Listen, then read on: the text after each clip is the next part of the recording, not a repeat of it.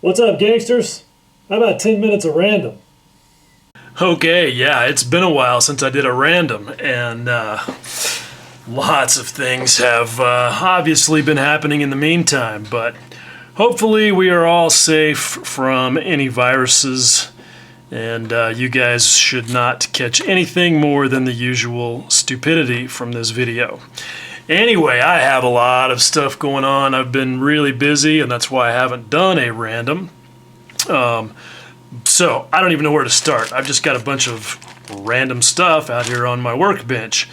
This is the Tamiya 148 Spitfire that I've been working on, and I finally, after 10 episodes of ridiculousness, got the cockpit finished and glued in, and I glued the fuselage together this morning, and so that is moving along. And yeah, those episodes are long and they're detailed, but I kind of feel good about it because I really wanted to cover everything with those videos. Like I said at the beginning, I wanted it to be, fundamentals, all the skills, all the things. And really, an aircraft cockpit like this covers all the skills and all the things. And doing it at 148 is, wow, that was a reminder of why I don't do 148th, because yeah, that shit's tiny and hard, but it was a good skills workout, good exercise, and this is a fantastic kit. I really am always impressed with Tamiya, of course, and this thing is no exception. Here's something cool. Got this. I'm going to need it here later on. This is a Machinist Square. This is a 3-inch one, and you use it to, check to see if things are square. So it's really good for looking at things like, say, if you doubt that the edge of a 3D printed part is straight, you can hold it up against it and see that it is close but not quite. The other edge of this is clearly not straight. My guy who's been doing these for me has been working hard. I had one of these that looked pretty good. Let's see. It's around here somewhere. Anyway, but then I decided it didn't look really good enough. Plus, I broke it, so we're making some new ones. And these are parts that it takes to get to good parts. But speaking of that, here is something that I've been wanting to show you guys. This is one of those parts that I used as a test sample. And what's different about this is that it's got the magic wash on it, or what a lot of people are calling the magic wash. At least it's similar to that. Magic wash, for those of you who aren't familiar, is basically a clear acrylic gloss. A lot of people use Future and some kind of acrylic paint. Matt McDougall's been doing a lot with it. He uses acrylic paint in his. But what he started doing was using aqua gloss instead of Future. And that's good because the one time that I've used it probably 2 or 3 times, and it does a nice job of producing these sort of soft shadows, and it's easier to use in a lot of ways than an enamel wash because it makes those nice, even shadows and straight edges, like see there next to that pipe. It does that without having to tune it up. With an enamel wash, you have to tune it up using enamels or using mineral spirits and a little bitty brush and do a lot of cutting in. If it, you're basically removing wash to make it look tighter and better, and that can just get to be a lot of work. And this project has miles of stuff like this, and I really did not want to do all that work with an enamel wash because I'm lazy. So anyway, I started I picked up on it where Matt's been using it, where he's been making it with aqua gloss, and it's much better. The few times I've used it where I made it with Future, I didn't really care for the way it flowed. I didn't like the way that it behaved, and it does a lot better with aqua gloss, but also adding some flow aid in there. I'm specifically using some Winsor and Newton Flow Medium, which I think is just basically sodium lauryl sulfate. It does help it flow better and settle better, and it really works well on something like this that's got a lot of relief, like, lots of really, hard detail edges, things sticking up to act as natural dams against the way the material flows around. And it does a really great job for that. And the specific recipe that I'm using, where I also tweaked it a little bit, this is 50% aqua gloss, 50% water, just tap water, and then about 10% of that in Flow-Aid. So, 5 milliliters of aqua gloss, 5 milliliters of tap water, and about a milliliter of Flow-Aid. But where I'm also doing it differently is in the colorant. I am not using acrylic paint. I'm using inks.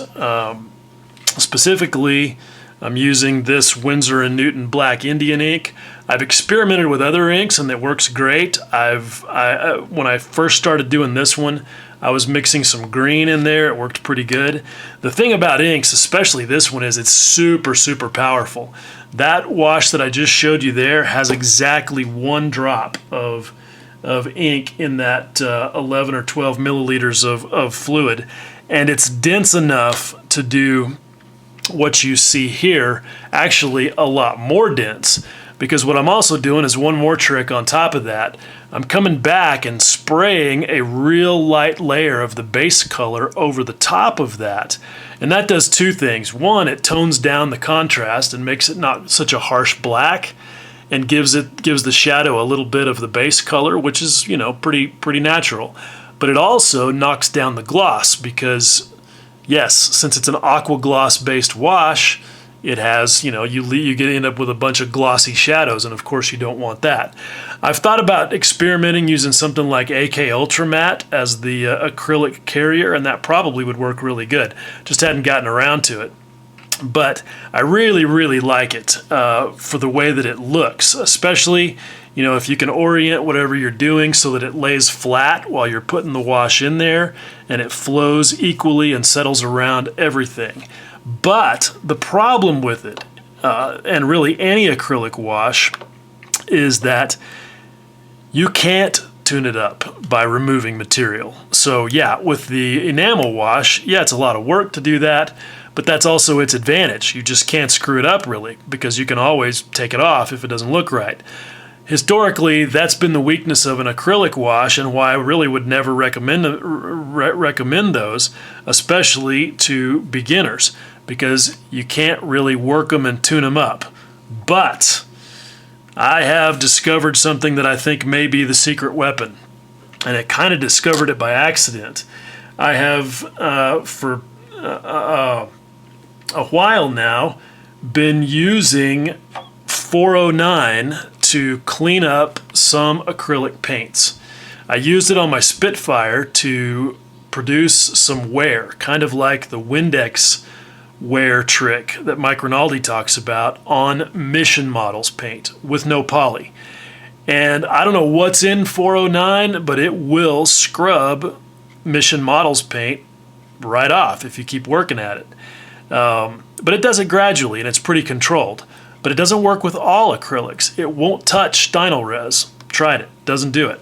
But for whatever reason, 409 will totally remove this aqua gloss based magic wash. And it'll do it no matter how long you wait after it's applied. I mean, I could, if this didn't have the top coat on it, I could go in there right now and remove all of this using a little brush and some of that 409. And it's fantastic because it does it in a controlled enough fashion that you can work around. Like, here's a piece that has not been overcoated, and you can see how dense and dark that is. And I have gone in there and worked around some of those rivets to clean it up and make it look a little bit more uniform by using a little tiny brush with some 409 on it. And it really, has impressed me to the point where I have felt like, okay, I'm finally ready to talk about it. So anyway, maybe I'll do a separate video about that all by itself, because I kind of feel like it is worth its own thing. Anyway, other stuff. Got some new glue loopers here on my workbench. Finally wore out enough of them. If you're not using these things, look, you're just making life hard on yourself. Yeah, you can make them out of little wire loops or the eye of a needle or whatever, but these things are great, and they're cool because you can put them in one of these cheap X-Acto knife handles, and then you've got really supreme control over placing your CA glue, and that's good. I've also, there's 10 minutes, gonna have to keep going, but whatever. Anyway, I've got a bunch of stuff in this box over here. Some of these things that I want to show you guys. Yeah, lots of 3D printed parts. Speaking of those, Tom Annis sent me some new toggle switches, and what's different about these, you're not going to be able to see it. I haven't put any primer on these, but he has a new 4K resin printer, and I don't have the time to get into all of the what I just said means, but the bottom line is that a 4K printer, just like a 4K video screen, because that is essentially what a DLP resin printer runs off of, is a video screen. You're going to get better resolution, and it makes a big difference in the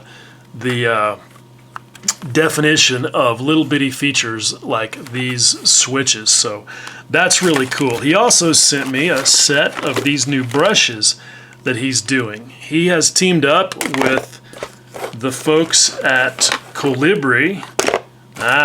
Come on now. He's teamed up with the folks at Colibri to create these brushes, and these are super cool. They come in a set, a 5/0, a 10/0, and a 20/0, and they're nice. I've used this one a little bit. It's a lot like the Colibri detail brushes that I kind of keep around as my everyday detailers. I like that fat triangular handle. These are good for acrylics. Not so much my favorite thing for super tight work with oils, but definitely for just regular detailing that you would do with acrylics, they are pretty good. Now, something else I've got in here, I've been looking for something to help make things like corrugated hoses, oxygen hoses, and coiled cables. And this is pretty perfect for that. It's a common thing on Machine & Krieger kits, and you can actually buy these. There's some Gundam suppliers that make these already packaged. I got these from one of the places from my previous life, motorcycle shop, because that is actually a fork seal spring. All right, it comes out of a fork seal. These are from a Harley, which you can get pretty cheap, and I'll show you if the fork seal is, there it is, still in here someplace. And this was like, I don't know, 10 bucks for a set of these Harley springs. And you can see that there's two springs on there. There's one on the outside. It's actually called a gland spring. And then there's one on the inside. You can see it in there. And you can just clip them or unscrew them, because the ends are actually screwed together on top of a smaller spring. You can see that right there where they're joined. I couldn't get this one to unscrew, but that's how they go together. And you can see that they're hollow, so they are perfect for creating the look of a hose. The problem is that, as you can see from there, they are relatively large for a lot of the things that we might be doing as aircraft modelers. Those fork seals have pretty heavy, large springs in them. The dirt bike's fork seal springs that I'm used to are quite a bit smaller. But I also knew that people were using guitar strings for this. So went on Amazon, spent about 13 bucks, bought this thing full of guitar strings, and so here's what I got. There's 6 gauges in this pack, and 3 of them may be useful. The smallest gauges are just solid wire, and it is super stiff and super springy and not going to be useful at all. So that goes in the garbage. But the larger 3 gauges, you can see they have that nickel wire wound around the outside, and it's really small. And so like you could make an oxygen hose or whatever out of that at 1/48 or even 1/72. But what I don't know how to do yet, I tinkered with it a little bit just a bit ago and got nowhere, is how to separate the core from the winding. Because you can see there is a core in there. It's not like that fork seal spring. It's got a wire in the middle of it, and it is super hard and stiff wire. So just cutting it was a challenge. And I don't know what the trick is to getting the outside off of it, but I'll figure it out. And if any of you dudes know, let me know, down there in the comments. But anyway, that's that's 16 minutes of random. So better quit. Oh wait, one more thing. Of course, always one more thing. Matt McDougall has been trying out these things instead of the standard cotton swabs, Q-tips, whatever you want to call them. And I got some too, and I'm kind of tinkering with them. They actually have a sponge on the end, and I think that they may be of use. This pack had all these different shapes in them, and the one that I was really hopeful about were these that have this pointy tip. But unfortunately, it's useless because these actually are pretty stiff and they don't do much of anything. The tip of it is not absorbent at all. But I'm going to keep tinkering with the other ones and see how they work out. Oh, one more tool I got. Got this thing here. This is called the Marvy Jewel Picker, and this, I know guys are using it for photo etch, kind of to take the place of the wax pencil. And you can see it's got this sticky tip on it, and it works pretty good. I've been using it just a little bit to do the seat belts in that Spitfire cockpit. But the one thing that I have heard and have seen myself is that they lose their stickiness pretty fast because the tip, I guess, dries out. So I don't know. We'll see. It worked great when it was working. So we'll see how long the effect lasts. But anyway, yeah, that's way more than 10 minutes of random. So gotta go. Bye.